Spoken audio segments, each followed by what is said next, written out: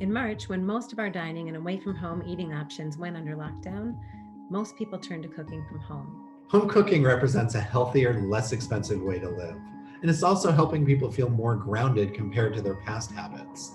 These new regular home cooks, they're even looking to incorporate different eating habits and foods into their routine.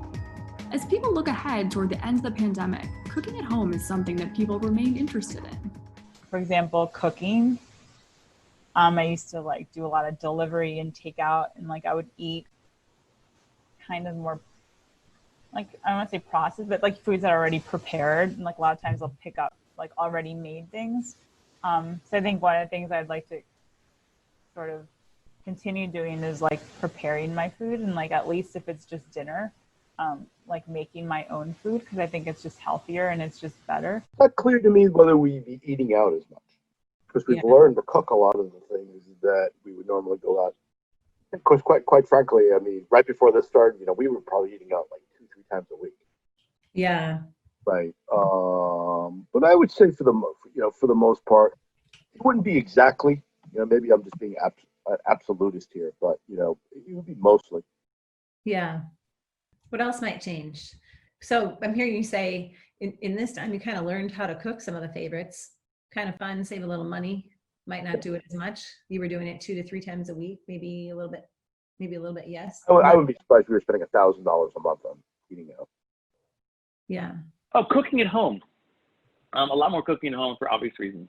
And that's been fun for me because I don't cook. But I'm amazed at what Hibaldo can just throw together. I see nothing in the fridge. He made a pasta dinner last night that was amazing.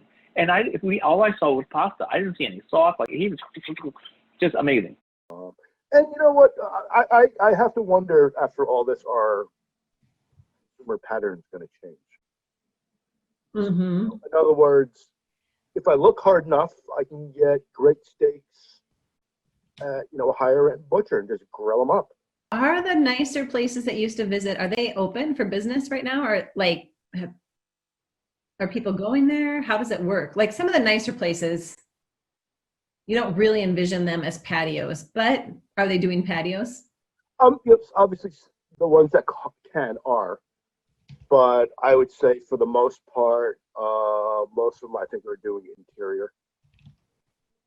Right, so they probably, a lot of these places, as you can imagine, in the city, there's a lot of sidewalk space.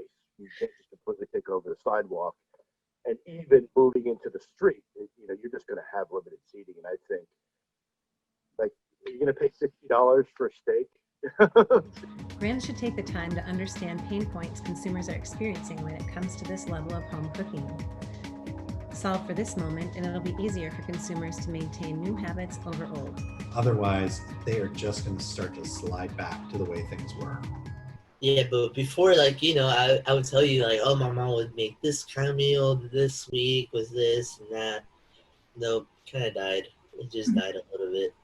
So, which is fine, it's not like I expected it all the time, and I figured it was going to happen sooner or later. Mm-hmm. But yeah. Huh? Do you miss it?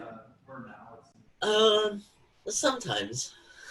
Sometimes it's not everything is perfect, so I mean, sometimes I would just rather have fast food over homemade meals.